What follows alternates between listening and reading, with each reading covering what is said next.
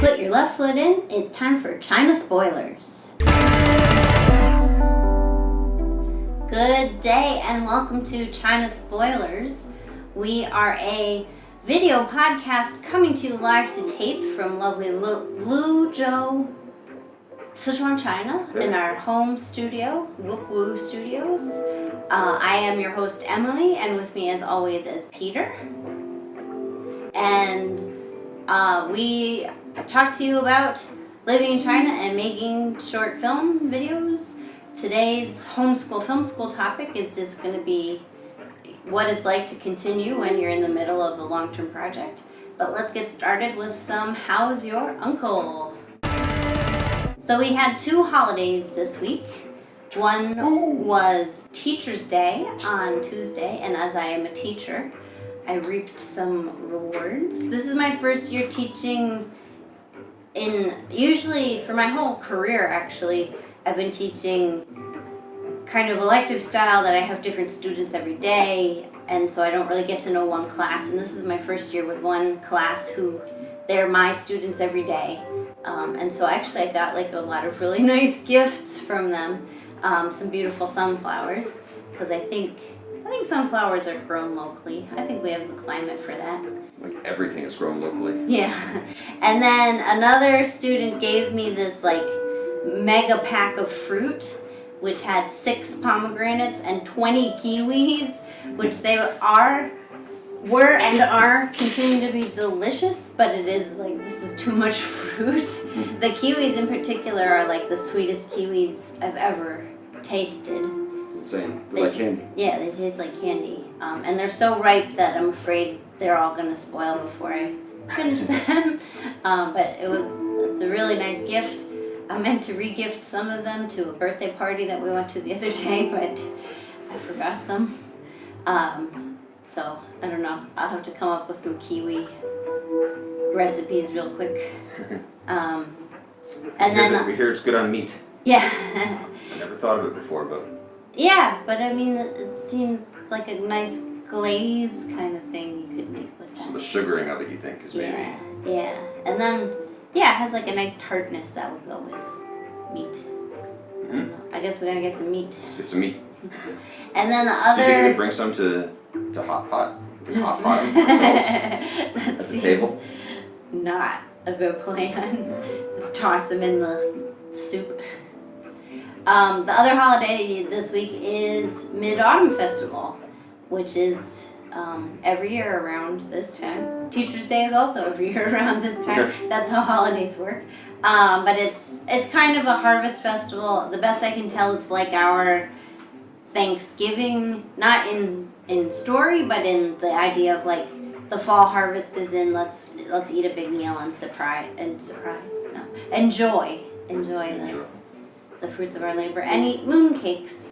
There is a legend that goes with this day, that's something about a woman gained immortality and she moved to the moon, but her male lover on Earth was not immortal, and he stayed on Earth, but beyond that I'm not really sure of the details. If you know, you can tell me in the comments. And there's also something to do with rabbits too, but that I have never understood.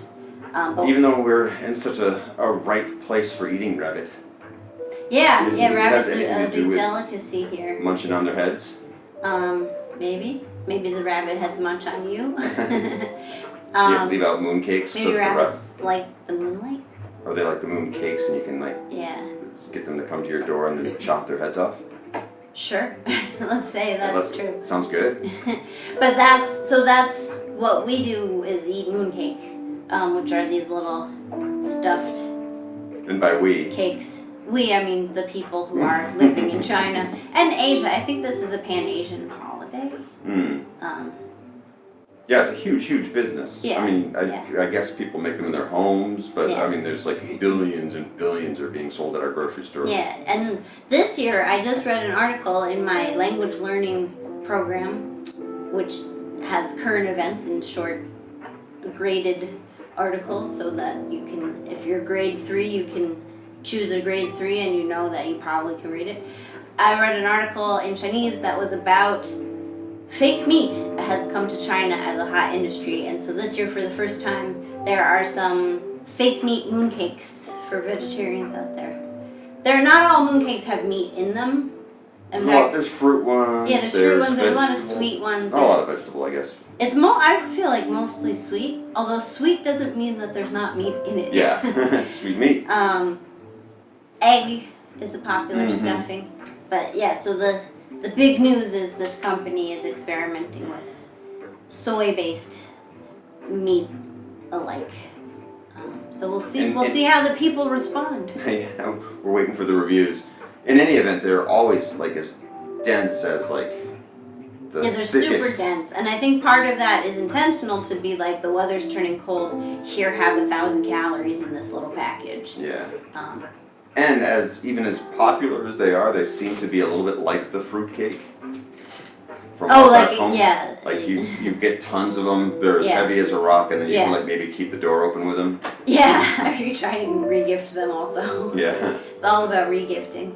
They're expensive though. They're not like the throwaway thing. Yeah. And I mean, this is Xi Jinping's quest is to root out corruption, but there still exists to this day this hierarchy of giving presents and like buying, $100 mooncakes and giving them to your boss or whatever. Or employees. Or people you want to make deals with. We just recently threw out last year's mooncakes, I think. I think that you're right. And we haven't eaten any yet this year, but maybe tonight we'll eat some. So yeah, that's the big holiday action. And it's busy out there too. Yeah, we went to the mall and out into. The heat kind of broke on Friday, and so we had Friday off because that's the holiday, and so everyone was outside finally because it was like, it's not 1,000,000 degrees out. Let's go outside and have holiday fun, including us, which is a good segue into our new segment, Out on the Town. We've been getting out a lot, as we've been saying. One of the places we went last week was a restaurant we call Sticks. Chuan is a type of, it's like hot pot, but it's a lot cheaper. The food quality is a little street foodier, and everything's on a stick. And you kind of like fancy street food. Like it's organized into like a 3-stall building. It's fancy street food or less fancy hot pot. Yeah. It's right in the middle there, and you take your sticks, you throw them in the pot, and then you eat them. And we went back to this restaurant where it was across the street from our old school where we used to go all the time when we lived over in that part of the city. And we haven't been back as she welcomed us back. She's like, it's been 2 years. But she recognized us, of course. And we went back, and it's just as good as ever. Yeah, it's great because we were there.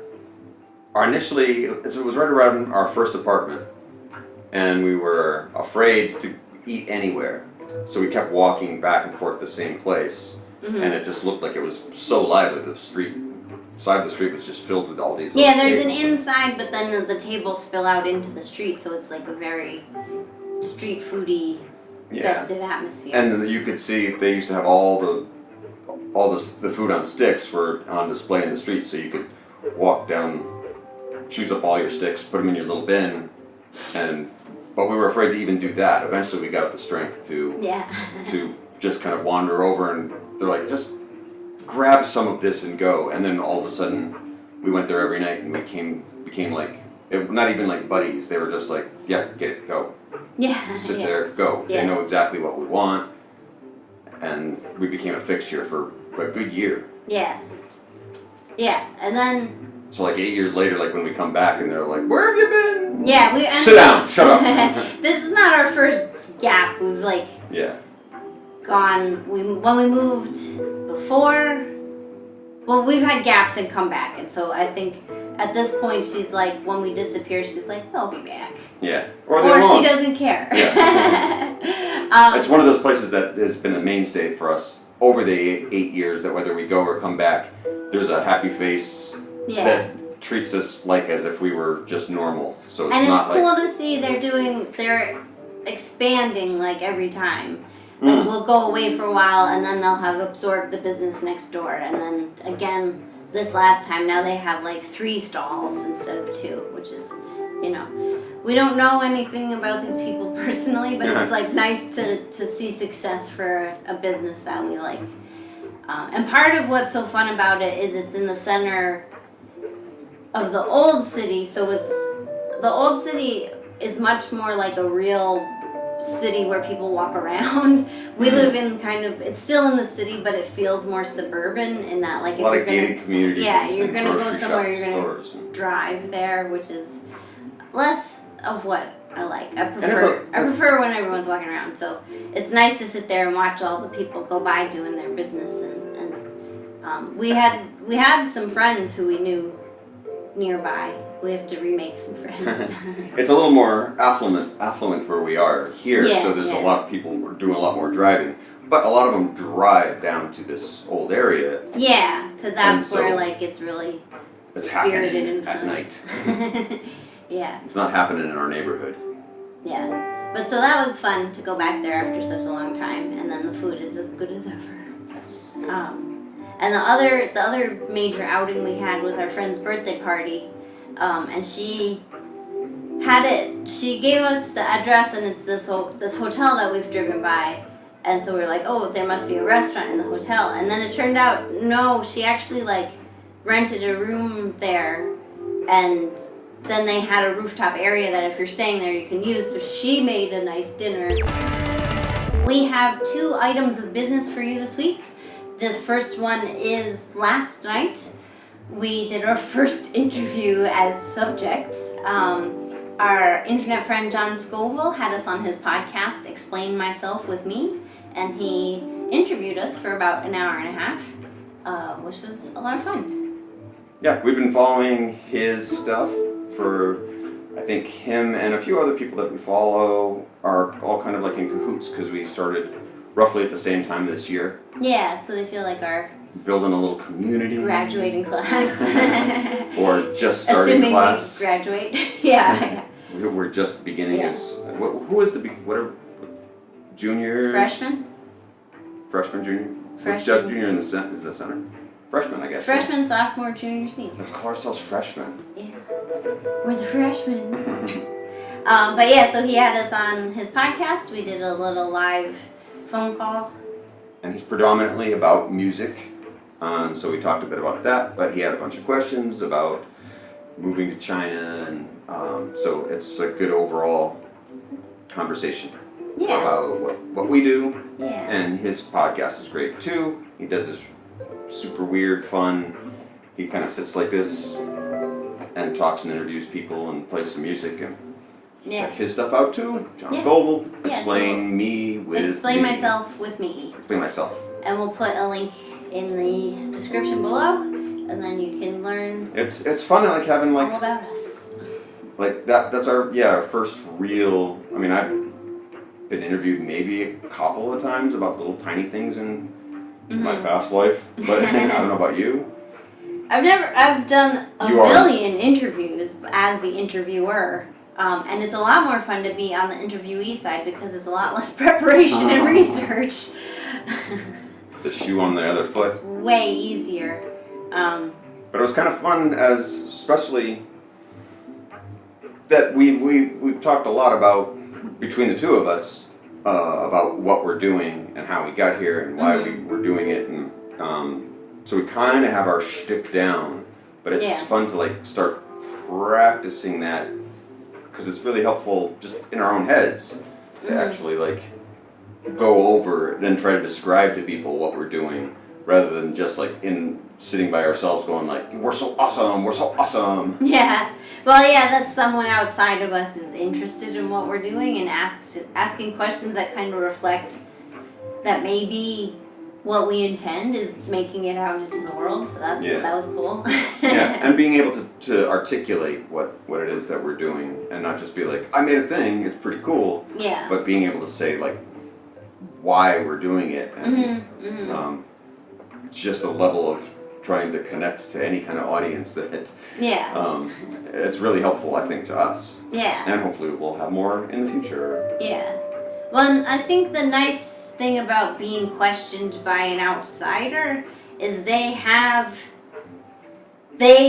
he knows us, our work, and we're commenting buddies. But his perspective on what we're doing is something different than our own perspective, and he thinks of things that maybe we would never have thought of. So it's interesting. Right, because he's not like a fellow vlogger about literally interrogate our life. He's not a vlogger, and he's not an expat person living overseas. He lives back in America, so it's like, and it's not something he follows. But he has his own little stories. Like he had his family did hosting for a couple of Chinese students when he was in high school and stuff. So it's fun to like when you see these things actually connect in ways that you wouldn't be like. What do I know about China? Mm-hmm. Oh, well, actually, I know a thing. Yeah. To like be able to connect these really disparate stories together is kind of what we're trying to do. So it's in that sense like woohoo, success. Yeah, so that's our question for you this week. What's your connection to China? Yeah, it better not be nasty. You have one. The other business is our backup drive from our crashed hard drive. The replacement finally arrived. It took about a couple days to go from California to Shenzhen, China, and then a couple weeks to get from Shenzhen, China through customs to my front door, whereas usually stuff shipped from Shenzhen that's not from overseas can come in like 1 or 2 days. So it was like, I was getting nervous because then our cloud storage was like, after this amount of time, if this data is not represented on your home computer, we're gonna delete it from our cloud backup. So like if the drive didn't come, that data was in danger of just getting totally deleted. But it came just in time. We set it up. I actually reorganized the whole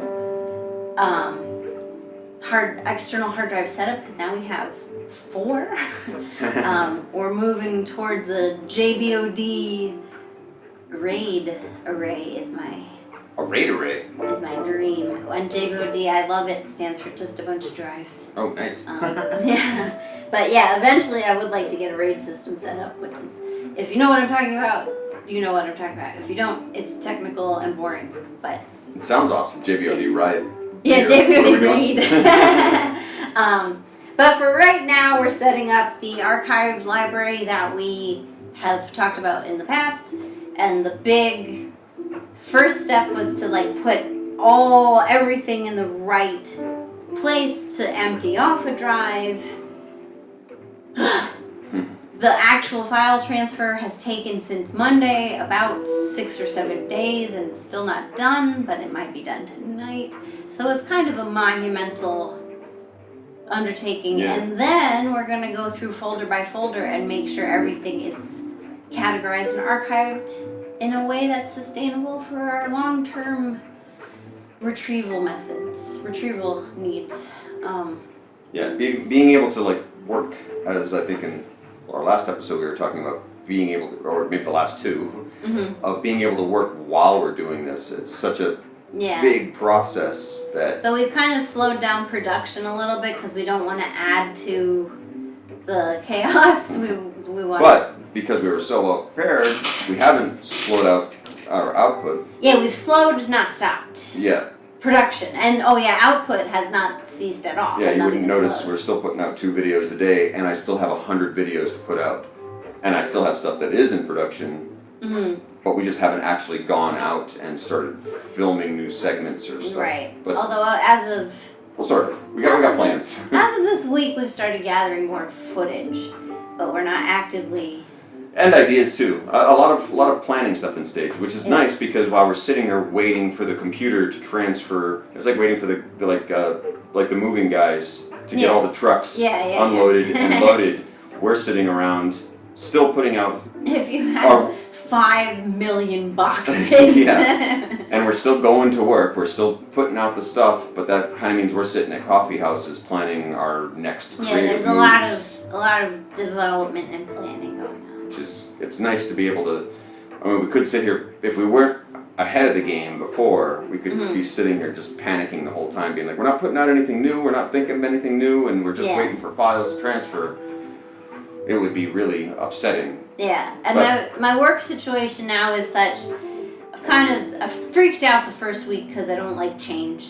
This week, the babies were much more calm and they weren't mostly weren't crying the whole time. There was a lot less crying, still a lot of crying, but I felt a lot better about like doing that and then coming home and working on our stuff, because it's also the hours are such that I have 3 afternoons off a week, and I just found out as a surprise this week I will also have 1 morning off a week, which is really great. You gotta find the right day job.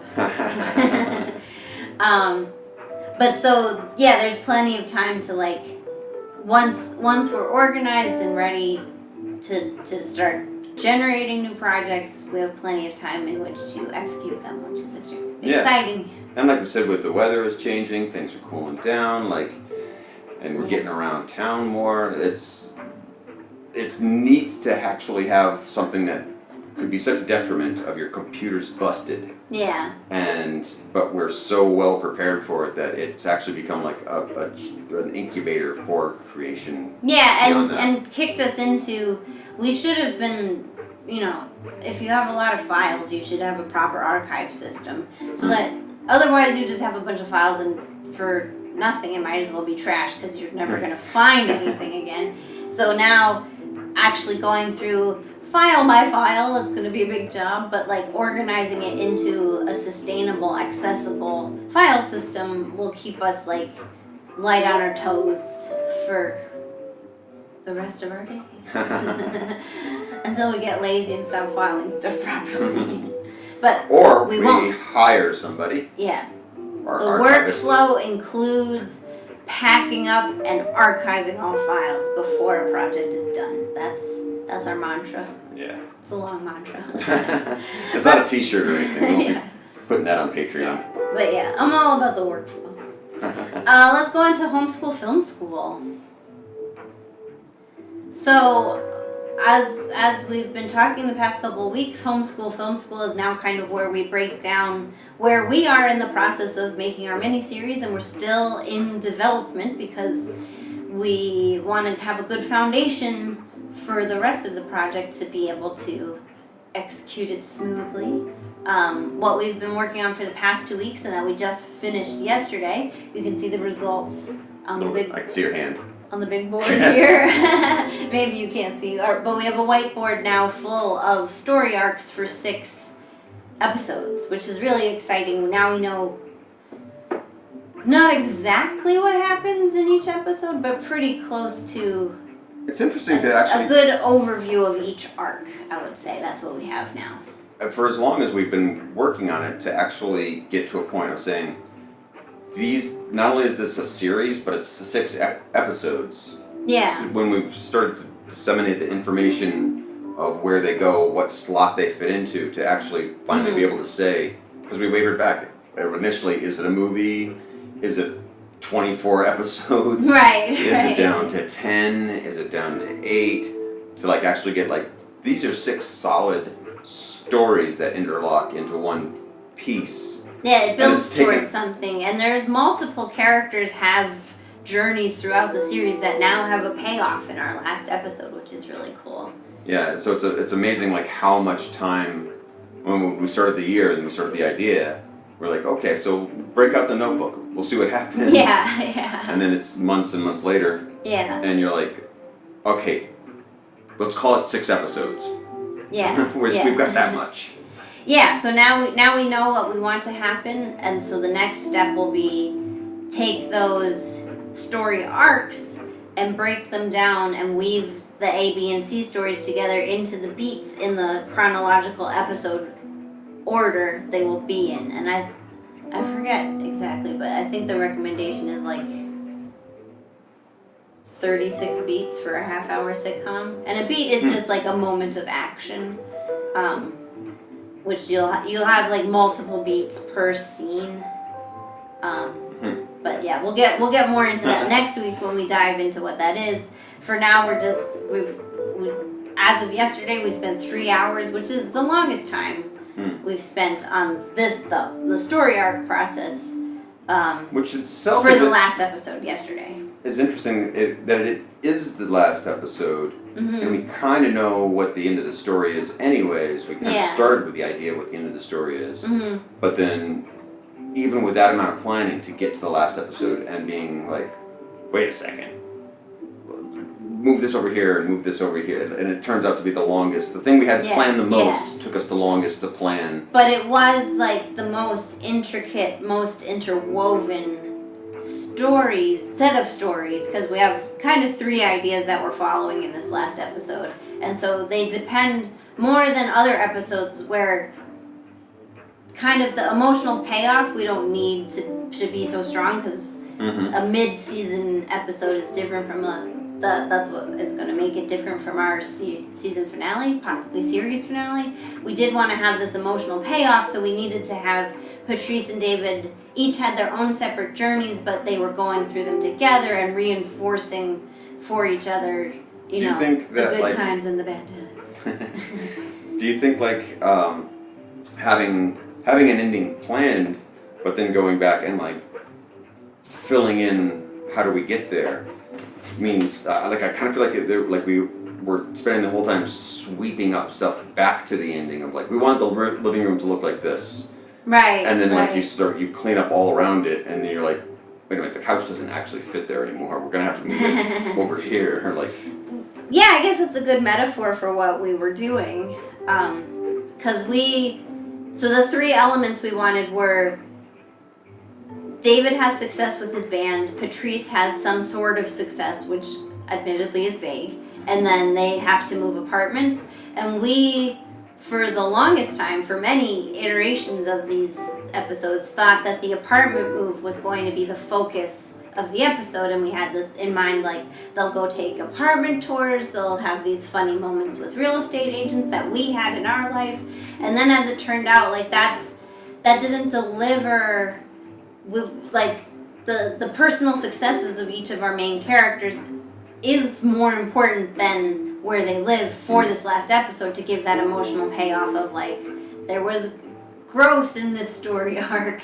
and so the apartment actually turns into kind of a red herring. Right. Which and then we had to dispense with the apartment tour because there was no reason for it. Right. Whereas before it seemed like the main reason for everything, because we've had a number of apartments here in China. And we've moved, and there are funny details we thought we could Yeah, find there's so many stories for every apartment and every different kind of scenario, and how do you find it, and how do you end up in one, and what is it like when you get to one. Right. This one is run down, and this one's super fancy. So but then we hit on this magical realism ending that kind of made all of that unnecessary.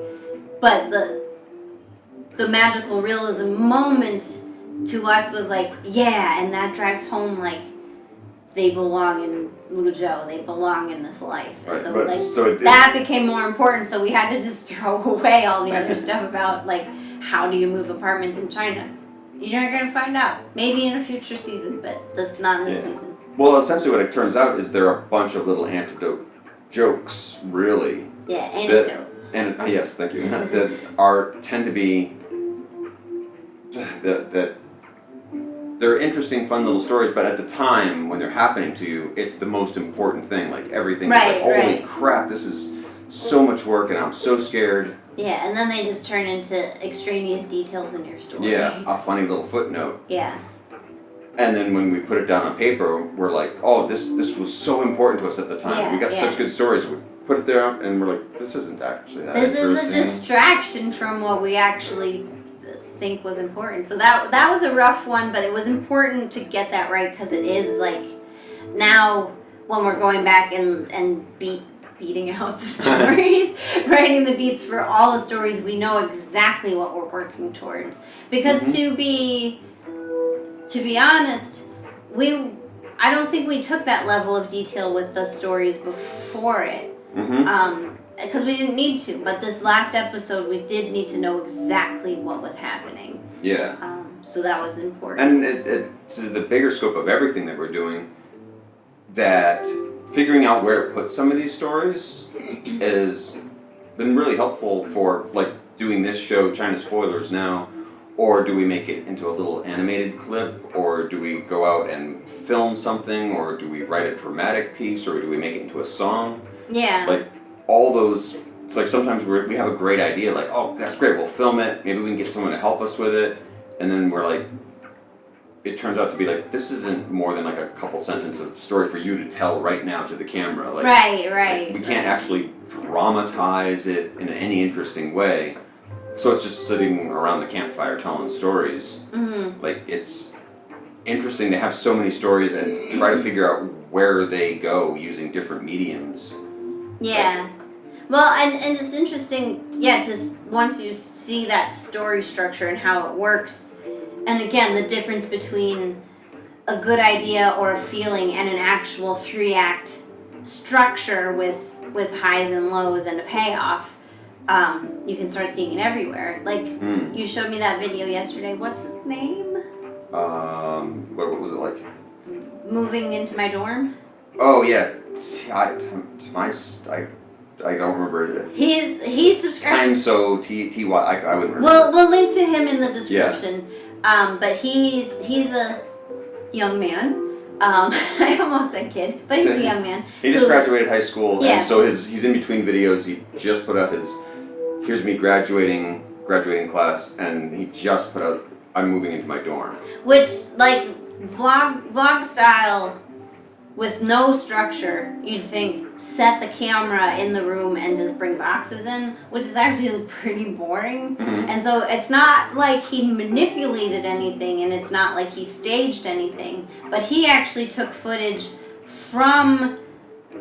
We even had, like, we see the hats in the air graduation, and then we move into an actual story that develops about him moving into his dorm. So he goes shopping with his mom, he goes shopping with his friend, he comes into orientation, we meet the roommate, we get to a meta ending where then he and his roommate evaluate what they just saw, which has a funny moment. I won't spoil it, but it is like, it's what works about that.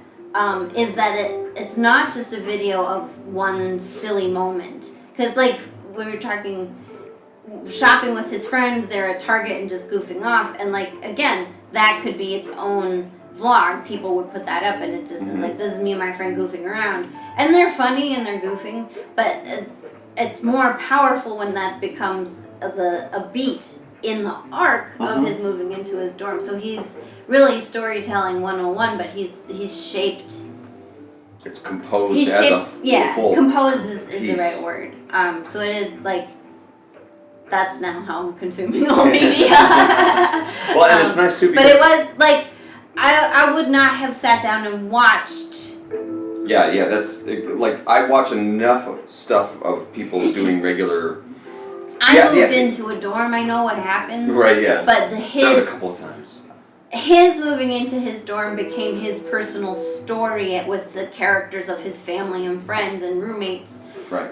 So it was like actually compelling. So while watching, I mean, I especially comparing it to like I watch so many expat travel-y kind of vlogs, and they'll be like 5 minutes long, and I'm watching. I'm like, oh my god, how long is this thing?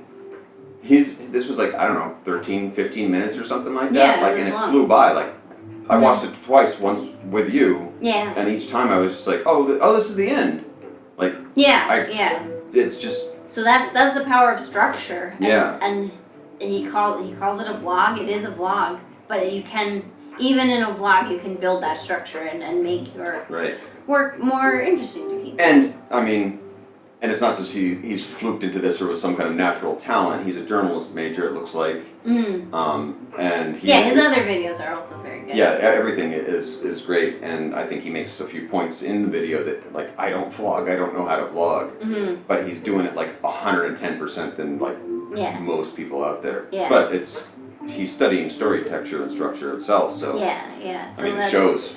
That's the power. Awesome. And then to get there, you do need to do all this planning. And so, like I said, the next stage of our work isn't writing the thing. It's still another layer of a more detailed outline. And so kind of how we keep going on that. I mean, we have 6 episodes. They're 6 half-hour episodes. So we've been lucky enough to, like, have the achievement of finishing at least an episode each time we sit down to work, which is very... Achieving a goal is a powerful motivator to keep going, so it hasn't felt stagnant. I mean, yesterday was the hardest because it was 3 hours of like... And a lot of the sessions themselves are, we need to like work on these 3 episodes today. Yeah. And then it's, 2 hours later and we're like, all right, we did an episode. Right. That's a good place to stop. But actually achieving rather than saying like, well, we kind of have half an episode here, but I'm tired. Like making it to the end has been like, all right, let's keep going. So I would. That's and milestones and goals, of course. Very and important. setting them way higher, but then not being like ashamed if you like reach one plateau. As long as you get to that one thing. I mean, it's like even I remember like back in school, like studying of like if I can just look, I know I'm behind enough that I need to do 4 chapters tonight. Right. And I'm gonna say I'm gonna do 4 chapters, but what I'm not gonna do is half a chapter. Yeah. So you get to that point of like we're going to hit here. Nothing's gonna happen. I'm not going to lunch. I'm not taking a break. I'm just gonna sit here and finish this. Or like in video game terms, get to a save point. Exactly. Because if it's just a series of save points. If you're not at a stopping point, you do kind of have to start from the beginning the next day. Yeah. But another aspect to what keeps us going is that we've made work time. Sometimes we do work right here in our studio in front of the whiteboard, and that's fun. That's just fun because it feels like professional to have a whiteboard. Mm-hmm. But then also a motivator for writing is that we get to go out to a coffee house and have like fun treats. And we recently occurred to me, real estate prices as they are, depending on how much fancy coffee we drink, it might make more financial sense to rent a small office and just go there and make coffee. But it really is part of the fun is that we have these a couple different coffee houses we rotate through that. It's a fun environment. It feels really chill, but like social energy. And then Luzhou has good coffee finally. This is not something that would have been available to us 8 years ago when we first arrived. Yeah. Our favorite place, the Mango, is just like, it's a beautiful outlook that looks over tons of trees, and you get the horizon with the apartment buildings way on the other side of the river. And they just like redesigned their interior to be clean and bright and really, it's a nice redesign. So as long as they're not blasting Starbucks versions of Brazilian samba tunes, which is nice, but sometimes too loud. But the whole atmosphere itself of just, I mean, it's anything. Every coffee house is crammed with like 30 writers in it, but like we tend to be the only one at ours. Yeah. So it's a nice, quiet, relaxed, clean. Yeah, and so it is, and because the outing is also part of what's fun for us, it's kind of okay that we're spending this much on coffee. And real estate prices in Luzhou are super low compared to, I don't know if they're low for the country, but compared to like New York, our apartment here is about $300 US per month, and it's a 2-bedroom apartment, so I have to figure an office building would be less than that. Right. Yeah, I don't know what city would be equivalent to in America, but like I know that we couldn't afford a place like in Shenzhen or something. Yeah, probably not. We could, certainly not Hong Kong. And for the price of like 20 coffees a month, we couldn't rent any place.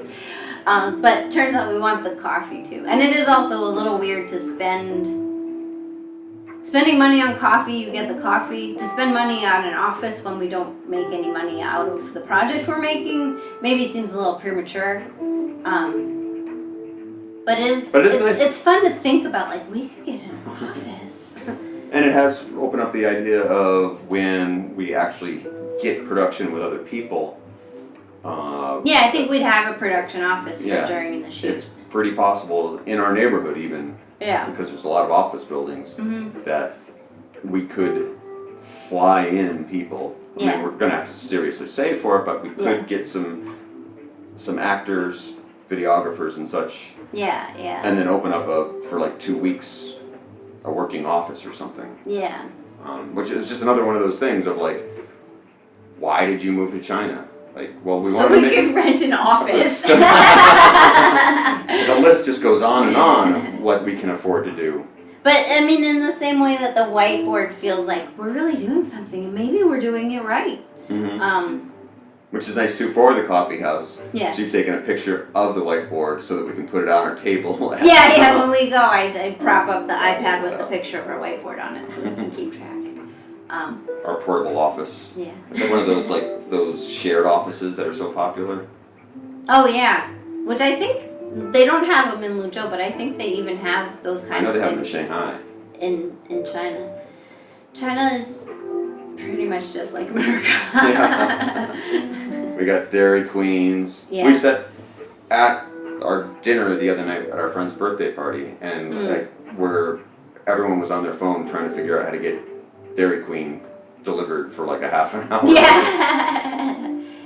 Ultimately, we decided we were too far away. And we had cake. Yeah, so ice cream seemed superfluous. But that's something that wouldn't even been a thought when we first moved here.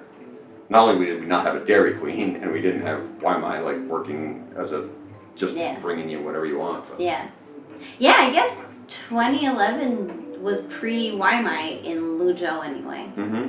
And then once it arrived, it took us, you and me, a while to figure out how to use it. Like if we went to a birthday party, it was either somebody had brought a cake, of course. Mm-hmm. But the craziest thing would be like you would go up 2 stores away from our hot pot or wherever we are and grab something. Go get the cake. Now it's just like, Dad, they'll bring us whatever we want right now. Yeah, a man on a motorbike can bring you anything. Put, put, put, put, put. Yeah, so that's kind of our homeschool film school. Because it's just kind of a continuation of a process we've been talking about already, we wanted to devote a little more time to commentary this week, because we skipped it entirely last week. So let's do that. Commentary. We have 4 videos we want to talk about today. 1, 2, 3, 4. Yes, 4. The first one being You Just Moved to China, which is a Peter know-it-all video. What, Chai-splainer? Is that what we're calling him? Maybe we don't have the. Actually, I do. Give me 1 second to keep talking. Okay. So it's a piece we wrote actually in early August, maybe late July, before I went to America. Yeah. And then I think we shot it before I went to America, and it just went up 2 weeks ago. Mm-hmm. Which, if you're keeping track, is after I came back from America. And the playlist for it I've titled "Man Who Knows Everything About China. Let Me Tell You How China Is." All right. Yeah. So that's Peter's persona. That's not what Peter's really like. And the premise of this video is, you just moved to China. Of course, you're going to start a vlog. Tell everybody all about China. So it's. Well, it's a funny thing that we ourselves did, even if it was just a little vlog. Yeah. Was when we first moved here. We're like, oh my God, I'm Marco Polo. No one's ever had rice before. So like. You get all this. So we're making fun, but we are among the people we are making fun of. Yeah. Where you have all this excitement of like, I'm in a new land and my friends, my family don't know anything about this. So I've never seen these things before. You're telling people that like, this is how we cross the street here. Yeah. And all these silly things that, after you're here for 6 months, you're just like, I mean, that's just how people live. What am I doing? Yeah. I'm just crossing the street. Because it's a funny thing, especially when you're doing vlogs or just telling friends if you go back home, when somebody says like, what's it like in China? Like, I went to the mall, I bought some Nikes, I lived there. Yeah, I just said China's the same as America. Yeah. But that's not how you feel when you first get here. Yeah. But like all of the Peter the Man Who Explains It All, this is our exercise in joke writing. So we, sat down at the coffee house, wrote some jokes, put them together. These, we have not so far really put any arc into them. No. Which maybe we'll experiment, or maybe he'll stay a pure joke factory. Well, it's funny that we just talking about the giraffe recently, and John Scoville's, that was a character that we built for you, and this is a character that we built for me, and a lot of what we're talking about while we're working on new stuff, while the computer's fixing up itself, that these characters are starting to make arcs sort of involuntarily, kind of the way that we're putting together the story for the series. Yeah. Is the more that we put these little playing figures, these little pieces on the board, they're starting to like cross over a bit. Yeah, an arc is emerging, which we're not ready to talk about yet. But yeah, but it is something stay that like. tuned. But they don't need to be, which is kind of the neat thing. Is they never need. Although they have met. In one of our first ones, the giraffe. Oh, the giraffe has chastised the know-it-all. So there is an arc. Yeah, the giraffe has been in 2 videos. 2 now. We haven't released the second one. Oh, that's the problem. Well, that's not a problem, but that's the issue with the long. Yeah, the long lead time. But so I think that's why these things tend to surprisingly come back, and we realize that there is an arc way after the fact of like we did a thing. Kind of forget about them, revise it in a different way, take an idea from over here, and then like we look back and like a couple months later we're like, wait a minute, these 2 characters know each other. Which I think is much more of like letting our subconscious play, because like in the moment of writing we're focused on writing the jokes we want to tell. Excuse me. But much like Andy Partridge writing about a fictitious ice queen and then realizing that he wasn't in love with his wife years later, your subconscious is bringing you these tidbits, and then after the fact you can look and see it starts to make sense, some sort of pattern. Which is kind of neat for a lot of what we've learned about. And it's kind of the opposite of this super planned structure that we're working on for the miniseries. Being that we're working on the miniseries that way, with a fairly strict kind of regimen. Yeah. While what we're doing as vlogs for YouTube is kind of like a stream of consciousness, but like in little pockets of discipline. Yeah. And so that they are like we've talked about them being sketchbooks, and we're trying different things out, different techniques, different stories, different characters. Yeah. But essentially, the theme comes back to, as Hello Foreigner, we're Americans who live in China, who are artists that make stories about communication. Yeah. Like having that general idea of what we're doing means that we could go out as far as we want, but it's what we do is it's going to come back whether we want it to or not to that core element. Yeah. Which is nice to have to throw it out a bunch of times and be like, let's just change everything completely, and then it comes back and we're like, oh yeah, this story, that's my favorite we changed it back to our original idea. Yeah. And as far as the execution of this video, I really liked the applause little moments in the soundtrack. I thought that was like a good contribution to the feeling of like vlog fame. Oh, there's an audience, we love it. And I thought representing that through like an applause noise in the soundtrack was clever. Yeah, because the part of it is commentary, not just like on China vloggers, China expats, but the YouTube culture in itself, I think, is ingrained in this character a lot. Yeah, which we talk about a lot of like, there's so many opportunities on YouTube for creativity and testing out new ways of telling stories, and so many of the people who get attention are these inspiration vlogs that seem so empty. Like, yeah, positive thinking, that's great, and it's great to put positivity out in the world rather than negativity, but it seems also somewhat empty to just talk about staying positive all the time without like applying that to anything in particular. Well, the tough thing about that, I would rather watch somebody telling me about how negative they are, rather than being positive, because I just watch, if I've watched like, you put out a video a week, because at least every single video has a subject. But every single video that you put out for the better part of a month now is how you want to stay positive. Like, I can't help but watch 20 minutes of you thinking like, this person's really depressed. Right, their arc is like, this rings hollower and hollower. Of Right. Keep positive, guys.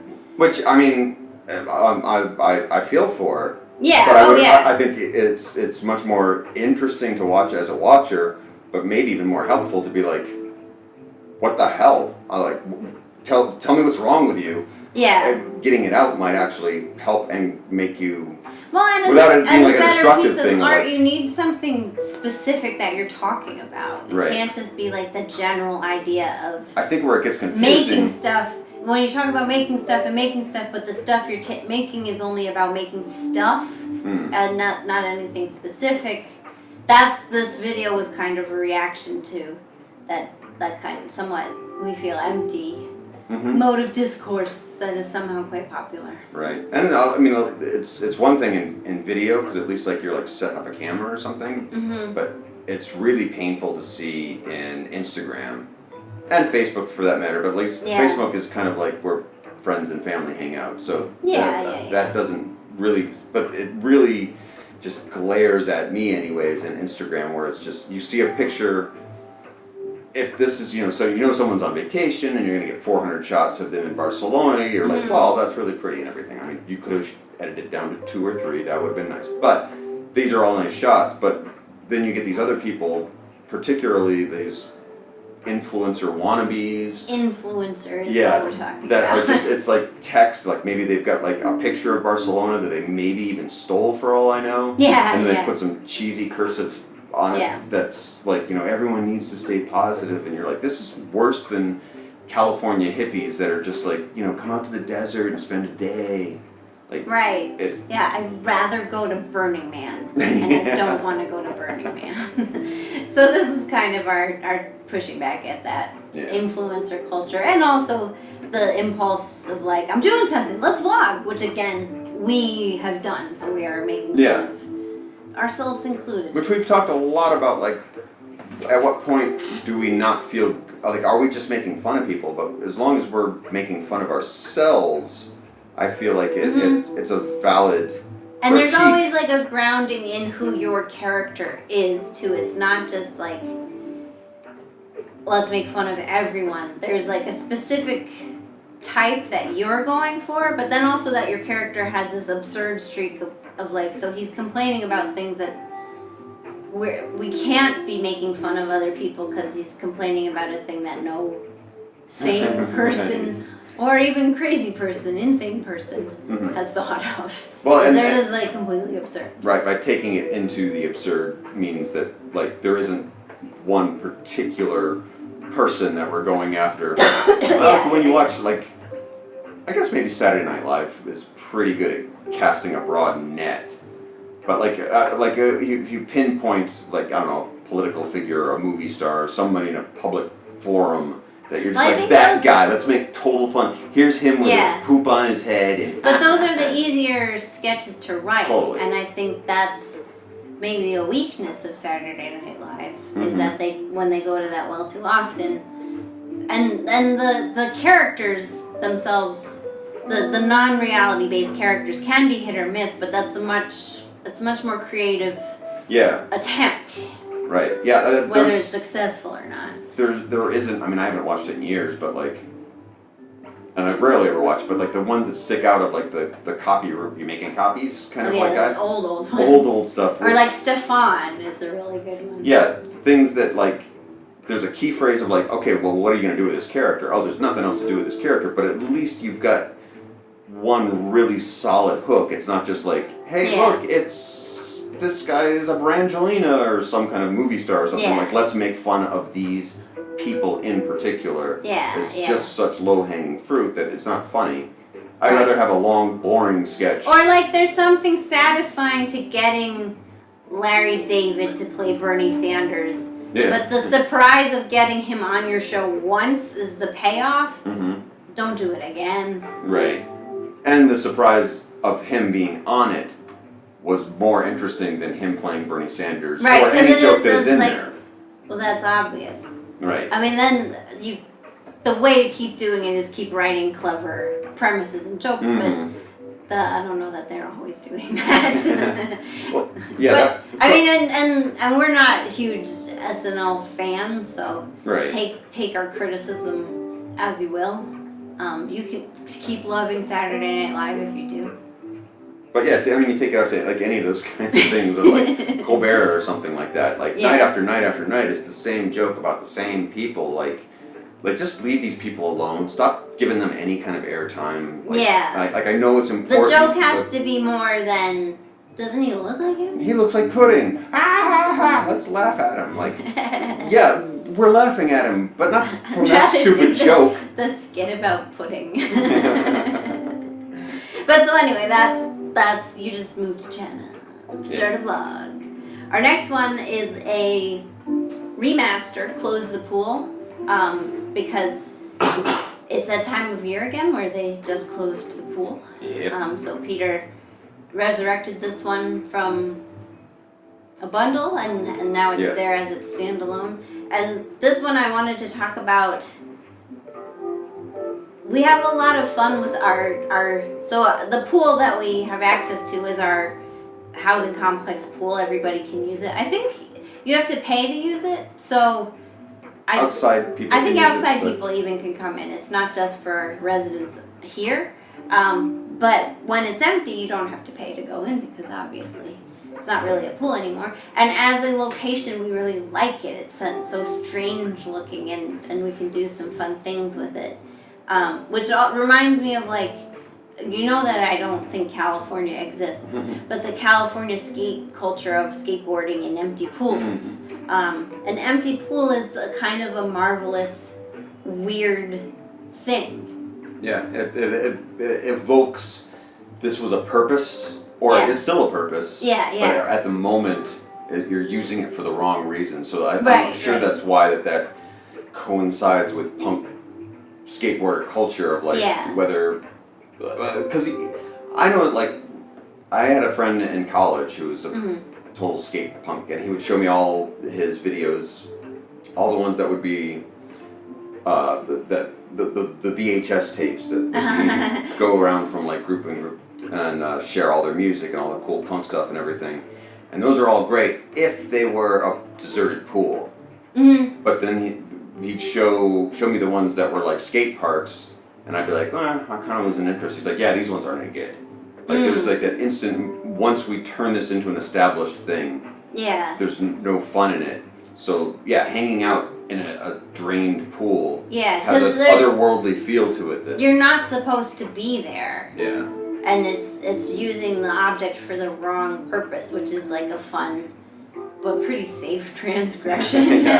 There's in the What Are You Doing video, I laid down in the actual empty pool, and it was a little bit moldy and a little bit dirty. And so it definitely got comments of what are you doing? And that's the imagery that's really fun about an empty pool. Yeah. So we use it as often as we possibly can. Yeah. But the video itself is just plus also the fact it literally is 3 steps away from our front door. So so it was an easy location to get to. Yeah. But this video itself is just our pool time.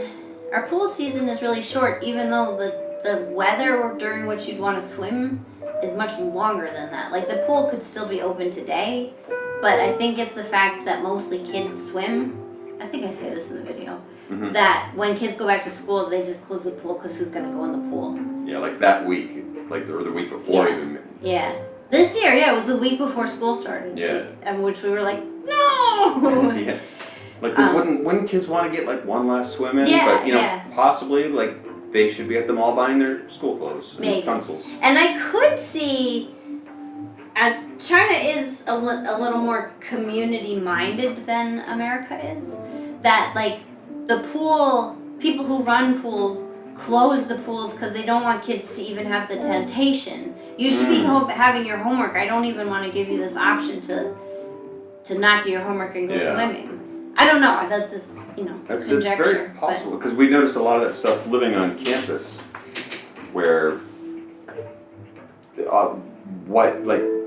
certain times of the day, there's no access to the gym or something where kids might actually have like, you've got a long lunch. You know, could we go have some basketballs? Like it's right. possible No, that like no. This time is for napping. Yeah, you go home and you nap because you're going to be up all night. Well, because the big deal too is the 𝗖𝗵𝗸 and the 中考, which are the entrance exams for middle school and college, and they're big deals, like determine the course of your life deals. Like if you think, And so there's like an edict of silence through the whole city. if you see like back home kids getting upset about the SATs, this is like written, times a million. Yeah. So there is a lot of caring about like the kids' needs in general from a community sense. I don't know if the pool is part of that, but yeah, we're just guessing at that just point. a guess. And then so let's move on to the most asked said questions about China, which is, again is a peterjsikoski, but this one The was twist. with animation, which you worked on pretty hard while I was in America. Yeah, we wrote it for the idea of, look, another one of those things of making these comments of, you just got to China, so here's the things that you're first going to say or ask, or people ask you. And it wasn't intended as such, but I kind of see in it a retaliatory aspect of like, for Westerners complain about like, the same 5 questions from Chinese people. Yeah. Which is true. Like, when you meet a Chinese person, they're going to ask you, can you use chopsticks? How old are you? How much money do you make? There's the same basic set of getting to know you questions, which, you know, small talk is small talk. They're just working from a different set of cultural interests. Yeah. But foreigners too have stuff that they're always bringing up. If you meet a foreigner, a lot of times, what food do you miss from back home is going to come up, even though the food here is really good. So just shut up about it. But anyway, so that's the premise of this one. And it was, speaking of our characters connecting in arcs, it was going to be you and I and a giraffe. We're all going to rotate back and forth, which we didn't get around to before you left back for America. And so I just had it around, and I wanted to practice doing some preliminary animation tests. So I just made it my character and just did all the voices. So we wrote it all before you left with an intention of putting this arc of these 3 characters together in one whole thing. But as it turned out, it's a big animation piece, which is why it ended up taking so long. And the animation, we've done a little bit of animation before with the giraffe and with your character a little bit. A more cartoon version. Yeah, this was much more movement, I would say. Yep. The giraffe, I think, just has some different mouth openings and eyebrow raises, but this, like, your head moved, your whole expression changed. So we're using it. It's a little more sophisticated. Yeah, a little. I mean, I've done a lot of like pretty sophisticated animation in professional work, but that was with a staff of a whole bunch of people and a Wacom tablet. And a Wacom tablet and a whole bunch of equipment and stuff like that. So trying to get our little system the right amount of equipment and the right amount of time and the right programs and stuff like that are something that we're working towards. Like, even though I know how to get it done, it's just a matter of accumulating this system to actually get it to work. So it goes from I'm moving the eyebrows and a mouth to making some more head movements. So hopefully, like by next year, we'll be doing some more full animation scenes and stuff like that. But that's kind of the excitement of what we're using YouTube for. It'd be nice to have a whole ton of subscribers or whatever, but really, it's for little projects like this of like, we were just going to film it and it would be super easy to make, but then like, I got some extra time, let me try the next step of animation and see what I can do with that, and that'll make it easier when we want to start putting legs on people or something. And the way you did that one was you drew it actually by hand with pencil and paper? No. I took literally the videography that we've taken of me sitting at this desk, used that as traceable art, to just draw with a mouse, not even a pen or anything like that, on the screen. Yeah. Which is nice because that you using a style like that, like it's so scrappy, but you use that scrap to make it a definable aesthetic to the character. So he has a sketchy look to it. I'm like, I can't draw with a mouse. Right, Yeah, right. at least to that point. So Yeah. so I'm going to make it. That's a stylized thing. But you have done in the past where you scan an actual drawing and Yeah. same with the mouse in Photoshop, trace over top of it. Yeah. Which Or draw and ink, and then place those actual like inked pieces and cut them out and make them into eyebrows or certain things like that. So that's a matter of like different kinds of tools. Yeah. And tonight we're gonna try upgrading. We have a stylus, and I forget the name of the program, but there's a program I can put on my iPad to make it mirror the desktop display. So like a Wacom tablet, you can draw on the iPad with the stylus, and it will pick up on the screen of the desktop. So we're gonna try that out and see. Yeah, that's a big thing. Once I don't know when it was, like late 90s or so, when I started using a Wacom, it was a whole game changer. And like I throw all my pens and paper, and pencils and rulers and stuff away. Like it's ridiculous how easy, and to the point where like I didn't even use a mouse anymore for just whatever.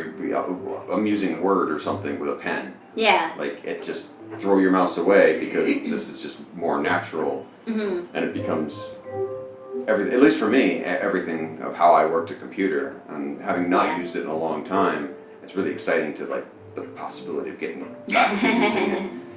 But when you're using it for art, it's amazing because it is just like sitting down with a pencil. I have a friend of mine, Matt Smith, who is super successful and most famous illustrator that like I can actually call a friend that we worked together. I He made draws Conan? He draws The Barbarian Lord as his main book, but he has a bunch of other ones. But it's not Conan. It's a different. Yeah, it's like sort of a parody of that kind of thing. And he just got a gig. He's drawing Hellboy for Mike Mignola. Oh, okay. So his stuff is just amazing. But I don't know at what point he started. When I found him on Facebook like years later,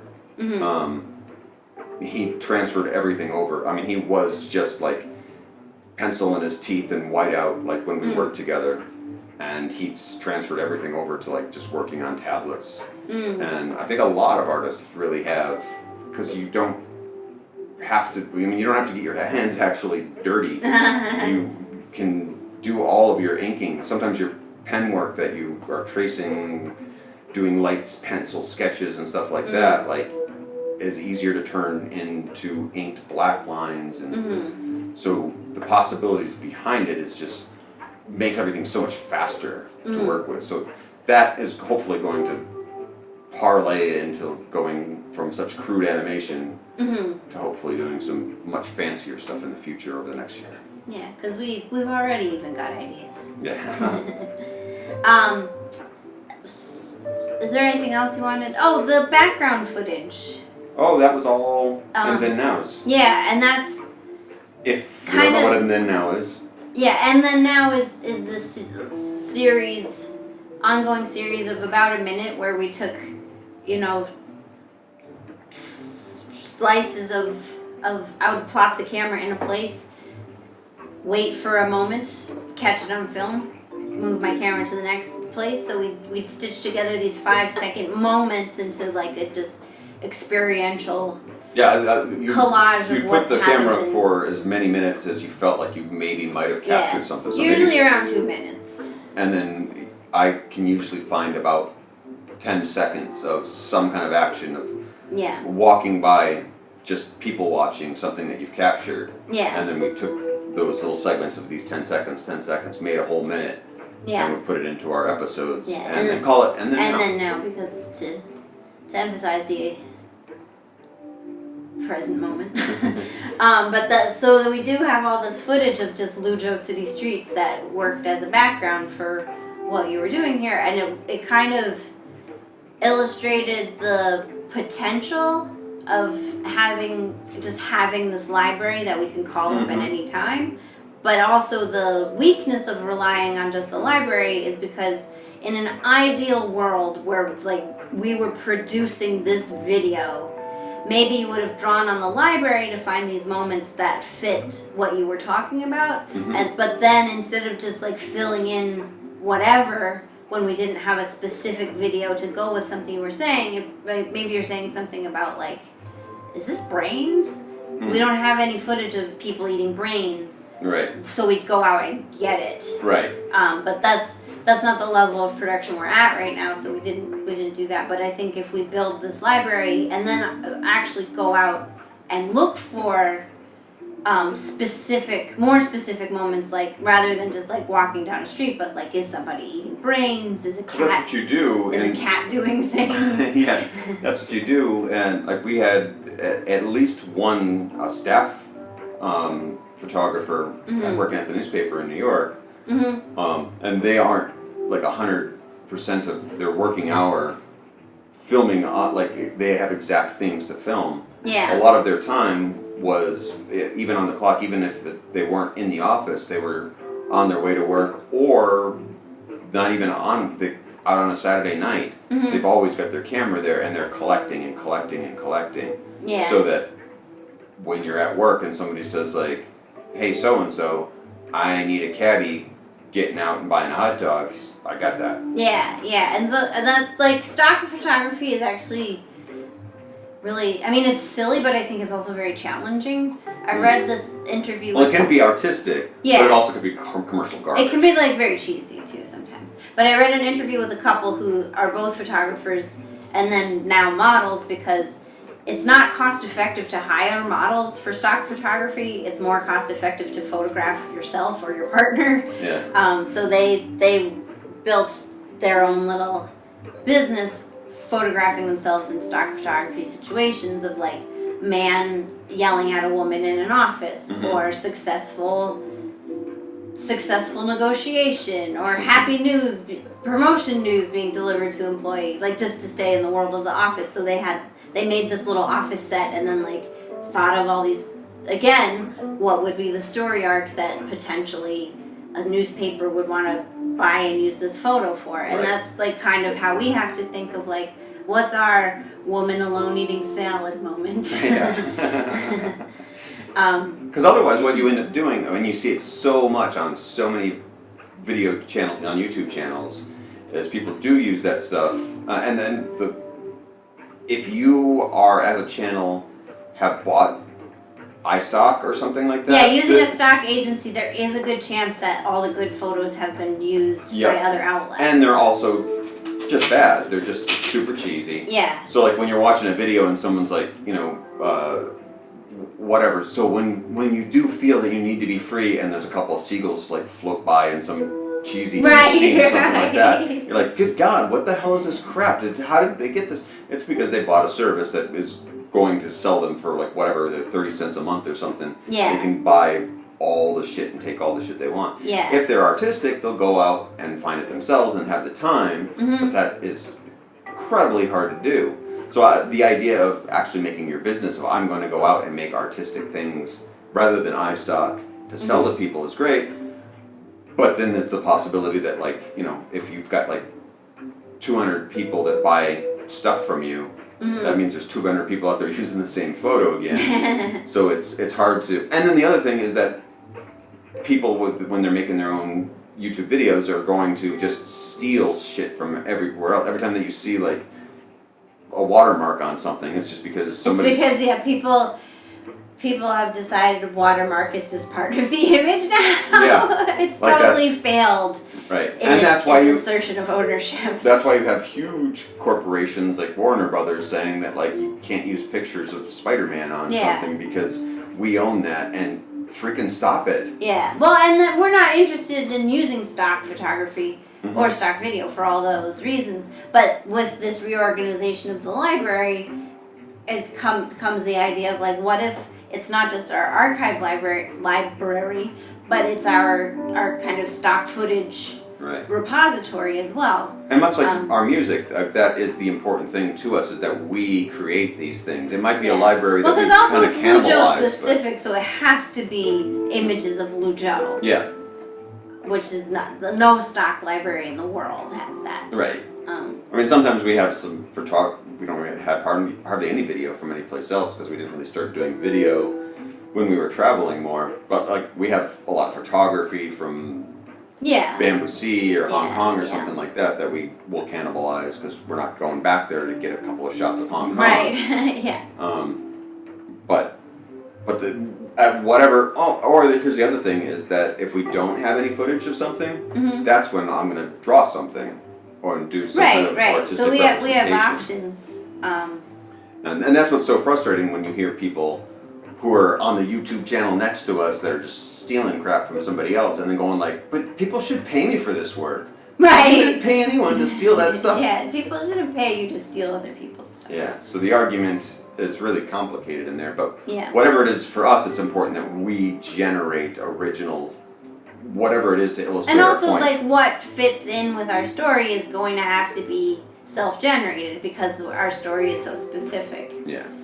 We don't want to just have stories, like the perennial obesity story that just features like someone's fat middle. Like, or that's the clip art cliche. Or if you're doing something of we're a China vlog and we're talking about like what we know about living. We live in Luzhou, but we're going to talk about here's what people do in China, and you steal some pictures off from like a newswire of some people in Beijing or something like that. People do that kind of stuff, and it's so disingenuous. Yeah. Or just stealing stories and like a lot of commentators just steal like something from another news service. A news service. Well, that's what the internet hath wrought is saying. As Reuters reports, da da da da da da da. Yeah. So my screenwriting podcast I was listening to the other day.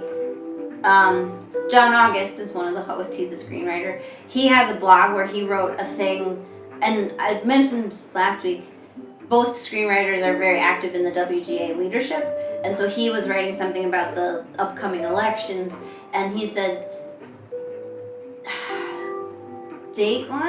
not Dateline, Nikki Fink's old vlog.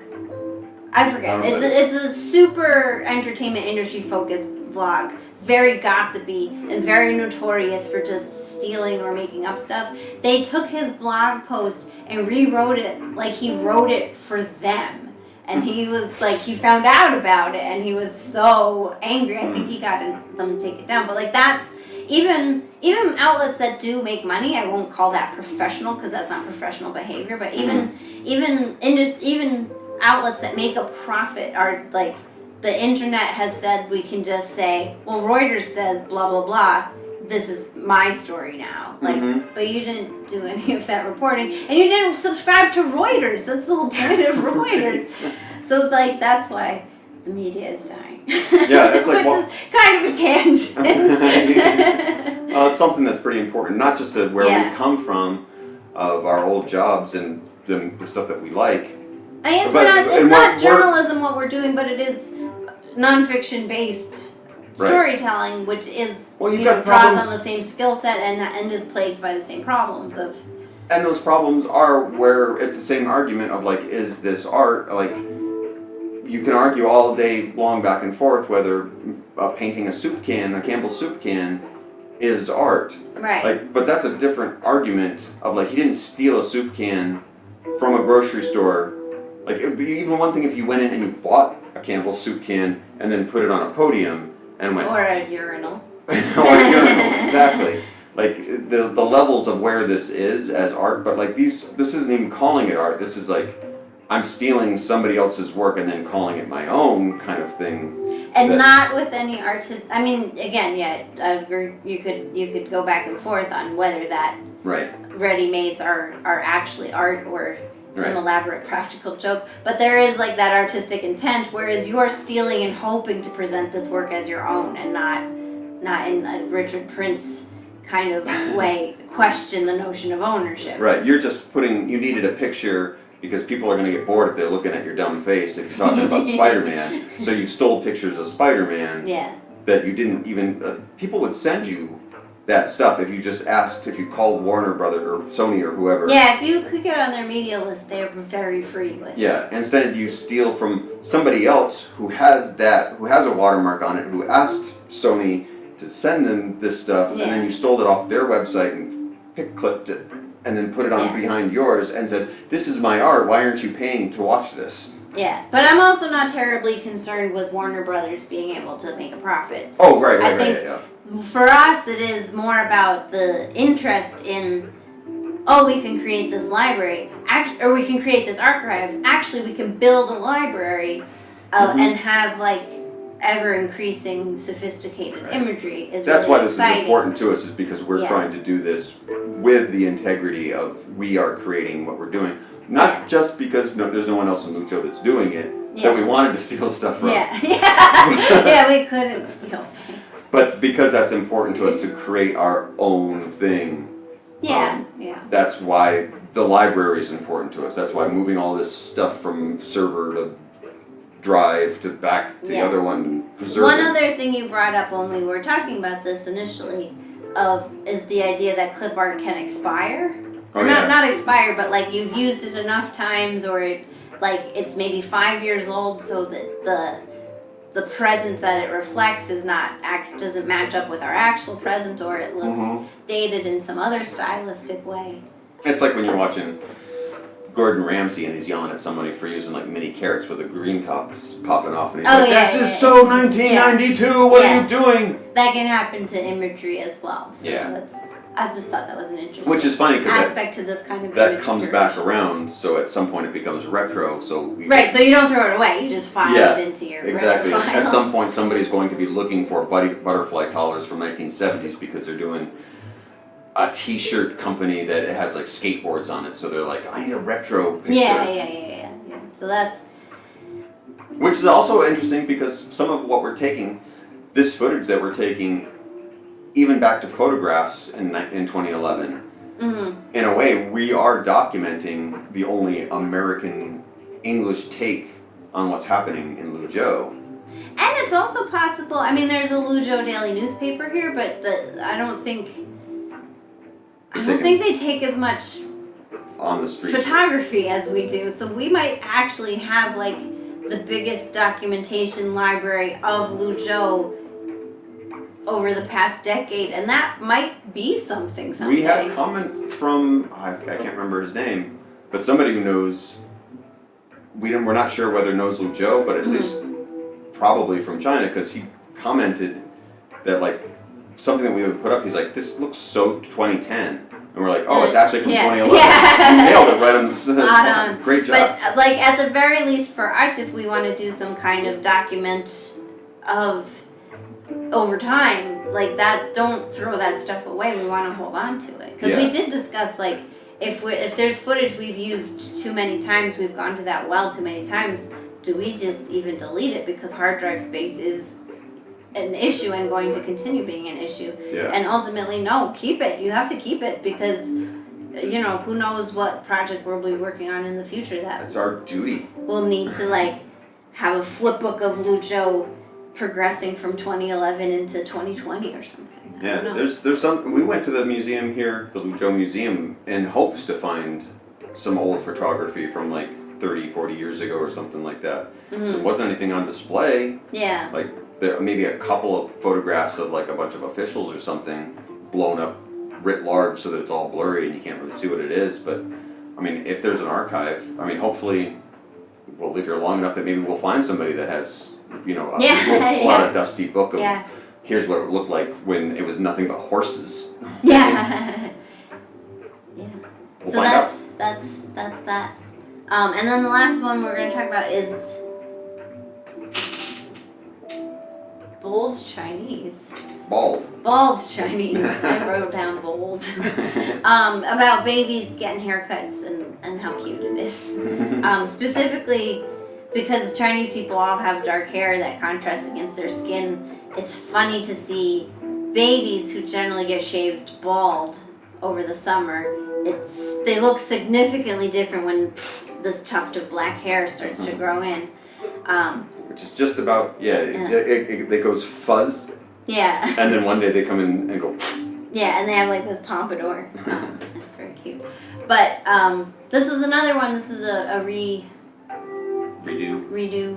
from about a year ago, same as the pool. And this was one of our first animations. Yeah, possibly the first. I'm not sure. I think Starbucks wasn't really was more illustration than animation, but I think we had the rep. There's a couple. There's a couple. But this was up there of like our first efforts at animating, because this, again, we didn't have the library footage of babies sporting the particular haircut that I was talking about. Yeah. And sometimes you have the idea of like, this is the time of when this is happening. This is the story that I have. Yeah. And you go out and you're like, I'm going to go look for baby pompadours. And there's none around that day. And you're just like, well, what are we going to do? And I'll draw it. This is the day I had to get that on video, and I didn't get it. So it's nice to have, I'll draw it as backup. And it's also fun that you made him look so googly-eyed. Yeah, I'm pretty happy with that baby. It's a good baby. But yeah, there's not too much to say about that. No, it just says it all, I think. It's a short, sweet story about haircuts. We all get haircuts. Even babies. I got a haircut. Which the new place I've been going has started charging me like a ton more. Like 4 times the original place. This is the one that's featured in the normal haircut. Normal haircut, yeah. Which the first haircut I got there, maybe they were giving me a deal, was comparable to the mall haircut I had been getting. But now... Like drug dealers as he sucked you in. Yeah, but they do a better job. But I might see if I can get a photo and then bring it to the mall. A photo of me as opposed to another person. And see if they can do the same job for much cheaper. Well, it's just funny to like talk about like archives and stuff of our material. Because you're like, I brought them the same picture, like of you. Yeah. And like, no, of this whoever from a magazine. I'm like, we've got 1,000 hours of you. Yeah. I'm sure choose one of the perfect haircuts that you like. We could show them our entire movie. Maybe they'll become a subscriber. Yeah. But yeah, so that's, neither here nor there. I just, I just have decided that, I've known this in general, that when you have short hair, you do have to get it cut quite often for it not to look sloppy. I guess I've decided that I don't want to look sloppy. And so instead of getting a haircut every 2 months, I might get it every 6 weeks or 4 weeks, which just seems like so much. And it is, as we discussed in the normal haircut video, it's a nice experience. There's a whole like hair washing and head massage thing that is very pleasant. But it is also like going to get a haircut is a 2-hour thing rather than like, 20 minutes. Or, I don't know how long it takes to get a haircut, but it shouldn't take 2 hours unless you're doing a dye job or... Well, it's funny, we were just... our friend Matthew was talking about, like, as a guy, he just wants to go and get a haircut. 10 minutes in, 10 minutes out, here's my $10 and go. Yeah. But it's so tough because here it's in a whole event. Yeah. You're going to get your feet done, your hair done, your elbows, whatever you can find. That, and 2 hours later, you're walking out going like, ah! But depending on who you are, that's either like a wonderful thing or a pain in the ass. It is like, especially not having language. Yeah. And you're trying to be like, let me free! Yeah. Get off me! Well, he does get them not to give him the massage. Yeah. But I don't think most Chinese people are uncomfortable with it or mind the time. I think that's part of the luxury of the experience as you go. Yeah, I would... Otherwise, you go to the place in the grocery store basement where it's like a 10-minute haircut for 10 kwai. Yeah.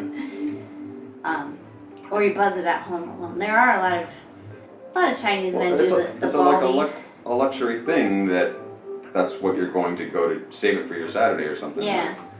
But it's just, and I mean it is mostly women that go to the salons, anyways. I feel like it's more equal than in the. Well, I mean, there's no men going to salons. No, none at all in America. America. But men do go to the salons here. Yeah. And like kids get fades. It's really funny. adults get fades too. But yeah, that's haircuts, that's China, that's stock photography, that's tea houses, coffee houses. I guess all that's left is noodles to you.